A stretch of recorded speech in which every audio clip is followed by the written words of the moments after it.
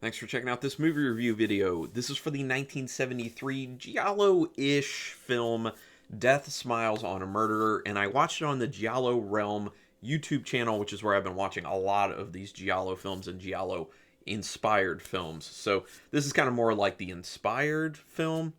Also, real quick, just check out the shirt. Pretty awesome. Got it from Redbubble. If you haven't seen the movie Attack the Block, it's not giallo or anything close, but check it out. It's just an awesome horror sci-fi film. It's killer, and this is you'll understand this shirt more if you've seen it. Anyway, getting back to Death Smiles on a Murderer. I didn't hate this film, but it wasn't a great film in my opinion. It was kind of in the middle in essence, but I'll talk more about that as we go on. Directed by Joe D'Amato, who also directed some films such as Black Cobra Woman, Pleasure Shop on the Avenue, Beyond the Darkness, Erotic Nights of the Living Dead. That's one of my favorite titles. And Porno Holocaust. So you can understand that this individual wasn't just doing horror, they were also doing pornography. Which, a lot of filmmakers have done that. Written by D'Amato as well as Claudio Bernabei, who also wrote the script for a film called Redcoat, and Romano Scandariato, who wrote such titles as Emmanuel and the Last Cannibals, Flying Sex, that's another great title, Flying Sex, and Zombie Holocaust. So there's yet another one of those Holocaust type movies. Klaus Kinski is in this one as Dr. Sturgis, although Dr. Sturgis didn't have as big a role as I was assuming he was going to end up having. I kind of wanted more Kinski because obviously he's just like a creepy looking guy.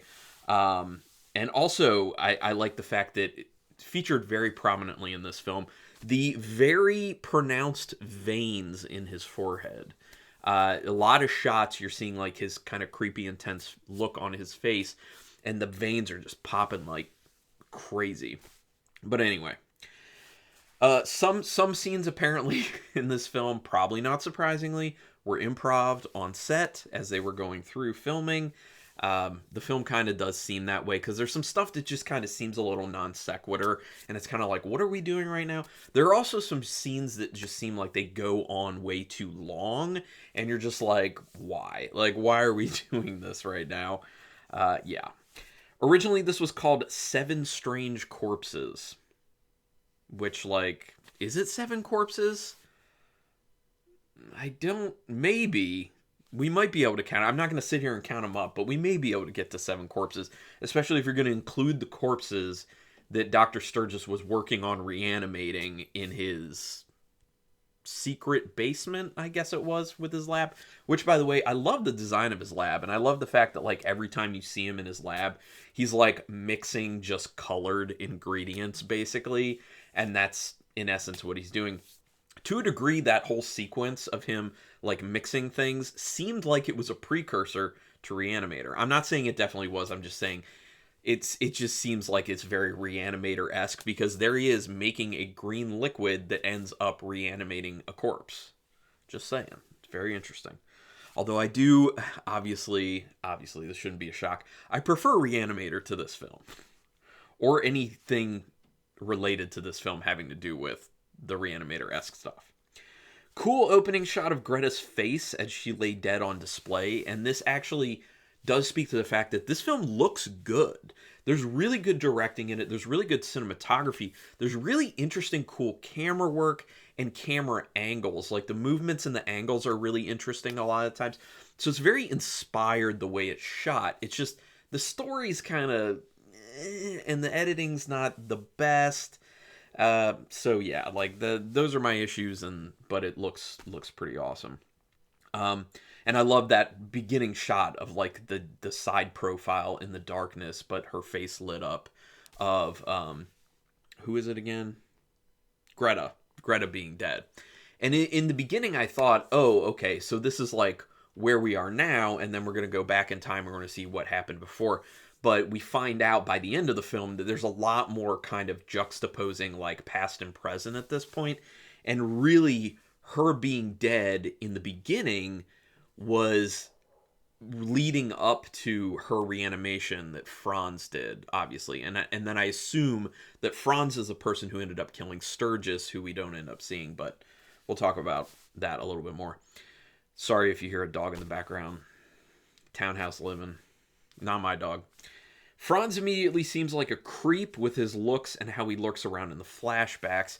Yeah, they did this really good job of just making Franz look like a terrible, creepy person, which I figured they probably wouldn't do if he ends up kind of being like deeply involved with being like the villain in the end of the film, which he is, obviously.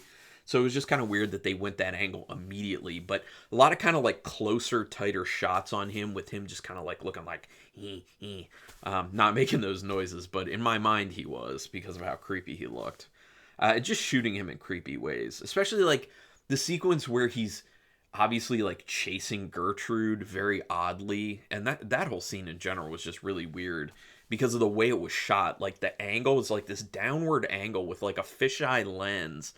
Like, it is very disorienting and weird. Made it seem kind of like nightmare, dream state-ish, which, very interesting, but it also, like, kind of took me out of the film for a minute, because I'm just like, I feel disoriented right now. It's interesting that they start with Greta being dead, then rewind. This way you pay more attention to each person around her to catch clues for who you eventually find out is the person who like did her in. Now the interesting thing about that is you're looking for that, but it is kind of a red herring because she died during childbirth, supposedly. And then after she died during childbirth, Franz resurrected her, and then she's trying to get revenge on this family, the Ravensbrooks. From what I took of the events, it looked like Dr. Ravensbrook, the guy who shows up towards the end, actually was with her. He was the one who had impregnated her. I don't know if they had been married or whatever, but they were together, and she was having his child. The child was dead upon birth, and then she died during birth as well. So that was what I surmised from what was going on. We can tell Sturgis isn't interested in more than treating Greta because of how he watches her undress in the mirror. Yeah, which was kind of weird because at first I was just like, you told her to undress and you're going to be examining her when she's in her bloomers. So why are you so into ogling her in the mirror, because you're going to be looking at her anyway.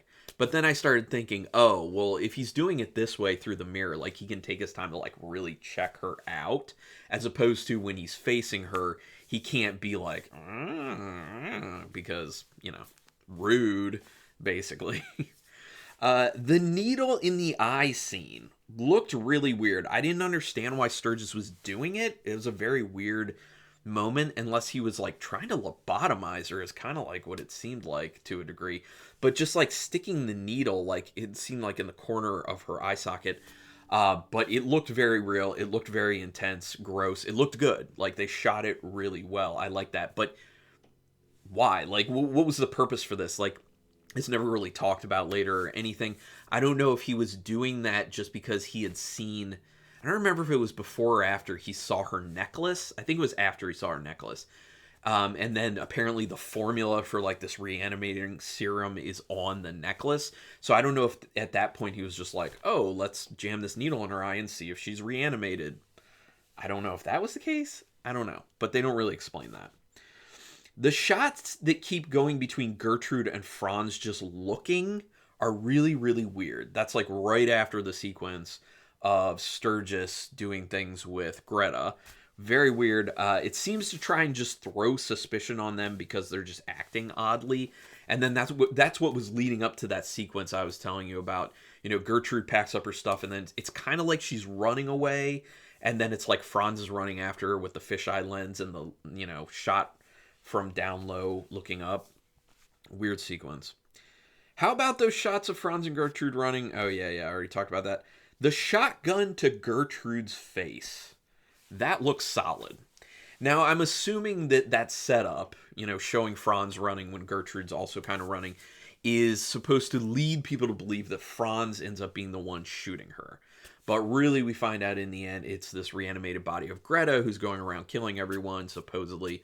And, but yeah, the shotgun blast. Like, as soon as I saw the shotgun death and, like, how messed up they made her face look, like buckshot all over it and so bloody, I was like, oh, if all the other kills are like this, we're in for some nice, gory death scenes. And I think for the most part, that did happen. And I think that's probably the biggest strength of this film, other than the look of it, like I was talking about before. Like, the kills are fun. Like, they're good. So, there's that.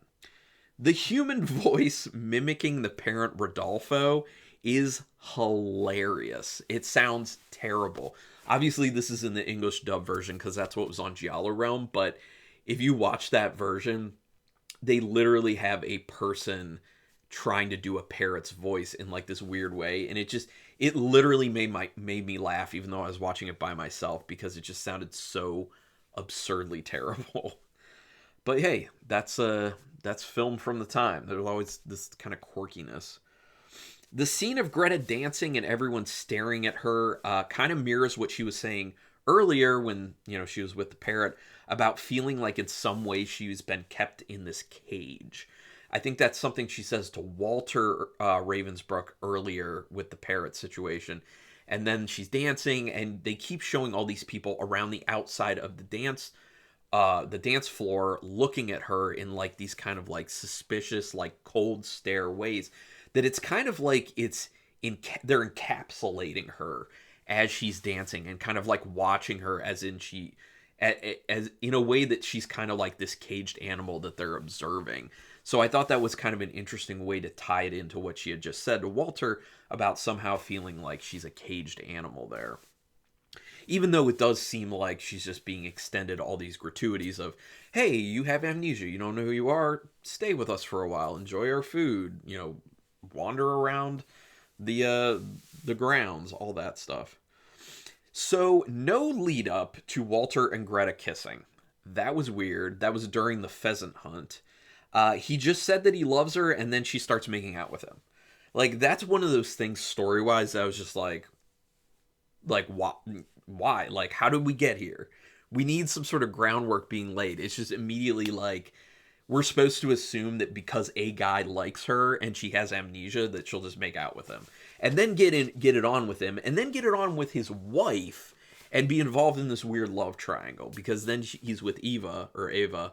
I think they could say Ava, but it's spelled EVA. But yeah, so then she gets involved in this weird, triangle, which I'm assuming the whole purpose of that was just to add nudity and sexual content to the film itself. It really doesn't do much of anything for the actual story, except for leading up to Ava trying to get rid of Greta, but you could have gotten there many other ways. I like Sturgis's lab, especially the secret door in the floor. Already kind of talked about that, how every time he's in there, he's like mixing something. Plus, they put a lot of animals in cages all over the place. They're just like, we are going to stereotype the hell out of this scientist's lab. And they did. I think it looked good. I enjoyed it. It's a very odd turn when Sturgis's inner monologue says Greta's necklace has his secret formula on it. So, okay, so first of all, that's like a weird thing that happens in the film that you don't really understand the significance of it until you're done with the film, finding out that she was dead already because of childbirth, and then she was reanimated by Franz. But why would you have a necklace of this? You know what I mean? Like, this makes no sense. Like, who made a necklace with the formula on it, and why is she wearing it? Like, and that's not even explained at any point either. So, like, this inner monologue that Sturgis has about this is very confusing. It's still confusing. A lot goes down in one scene when Sturgis reanimates the dead body and then is strangled to death. I kind of felt like that was...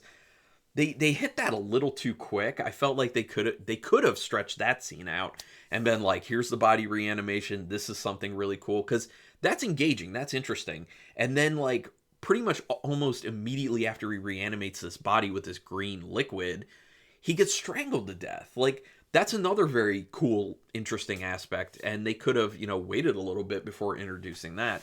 But no, Sturgis gets offed so quickly. But it's a good scene because it's like boom, boom, cool things happening like that. But they could have paced it a little better. And of course, Greta gets involved in a love triangle with Walter and Eva. I already talked about that. It would take Eva a long time to build a brick wall in front of the room that she locks Greta in. Let's be honest. And the fact that she's like there on her hands and knees, just like putting down the mortar, and then putting the bricks on, and just like that would have taken so long. Like, she could have just killed her. Like, she's just trying to get rid of her. Obviously, it's in a cave. People are going to be suspicious of a freshly built brick wall. Like, just kill her and leave her body in the the cave, and then just leave. Like, you get the idea that this is like a secluded cave that people don't really go to, which is why she's chosen that place to get rid of her. So going to the extra degree of doing this brick wall in front of the room, just a lot of work. I guess Eva just likes, I don't know, maybe she just likes intricate plans. Could be her thing. You do question whether Eva is seeing Greta or not, and they kind of shoot it in a way that keeps that in question. And it's actually not just her, because then it ends up being Walter, and then it ends up being Dr. Ravensbrook, and then it ends up being... Is it anyone else after that? Simeon, basically. All these people end up dying then. But the whole time, the way it's shot, like, you do keep wondering, is it actually her or is it not? They don't do anything to make her have like this ethereal look or make you really think that she is a ghost in some way or another, but you also, it appears that maybe it's in their minds, and that kind of ties it into what I feel like is a little bit of this tie into like an Edgar Allan Poe story type thing, where it's like a little bit Telltale Heart-ish because they feel guilty about something that's happened in their past. And then also kind of mixed a little bit with the Casco di Amontillado, with the whole thing of, Eva trying to brick her in with that wall. Which, by the way, the fact that the last name of that family is Ravensbrook, I feel like that may have been an intentional choice to kind of like tie to Edgar Allan Poe because of the Raven. I don't see aspects of the Raven in this, but, Although maybe. I'd have to look further than that. The flashback of Greta giving birth is super long, and it's way too boring. They really should have cut that one down. This is another one of the things I was talking about some of these scenes just being too long. It's so weird to all of a sudden interject Dr. von Ravensbrook into this when he's basically been missing the whole thing. Like, he was briefly, sorry for that package delivery, he was briefly in it in the beginning, and then he, like, disappears.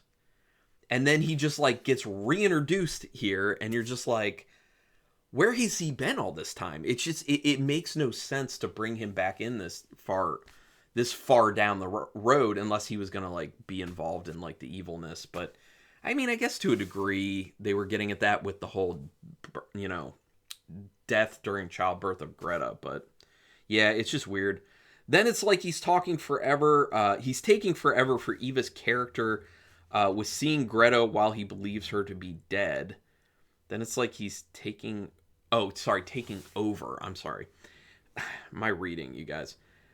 It's like he ends up taking over for Eva. Like, Dr. von Ravensbrook takes over for where Eva left off, because she ends up dying, and she had been seeing Greta in whatever form she thought she was, actually real or not actually real, or a mixture of the two.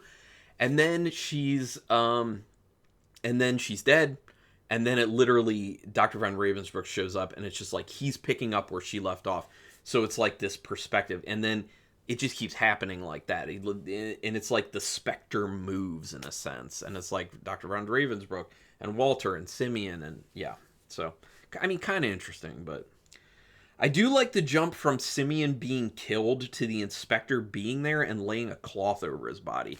I thought that was a really cool way to do a time jump real quick, because Greta kills Simeon, and then his body, like literally his body falls onto like that big pool of blood, and immediately after he's like down on the pool, like a cloth comes over him, and I was like, what is this? And then it's the inspector and one of his other police buddies there, and they're investigating the scene, and I'm like, oh, that was kind of a cool way in like one smooth shot to move the time. And they did that another time, and I'll talk about that in a second. And that's what I mean by like some really interesting camera stuff and some good directing here. Like, those types of things are really cool. So the beginning segment in the future was not in the future, because Greta died during childbirth, and her brother Franz brought her back to life with the secret formula. Yeah, I basically already talked about that a few times. Sorry. The scene of Franz being attacked by the cat. Funny. Good looking because of, all the injuries to his face. I think they did a good job there. And, all the practical effects and gore for the most part. But it's super long. Like, it's a very prolonged scene with those crazy, weird cat noises. They get on your nerves, to be honest. Or at least for me, they get on my nerves. So, yeah, little much. Another one of those scenes I was talking about just goes on too long. Another cool time jump, when Greta exits behind that one wall, and then the inspector immediately walks out from the same wall, and then all of a sudden the scene has changed to looking, fresh and clean, to looking old and dusty and having cobwebs all over the place, and then the Franz's dead body is there, like mummified in essence. So, well, not mummified, but what would it be? Just decayed. That's where I'm going to go with it. And we'll leave it there. But anyway, yeah, another cool thing. So why isn't the inspector in the same room as old Greta? I didn't get that very end, like, stinger.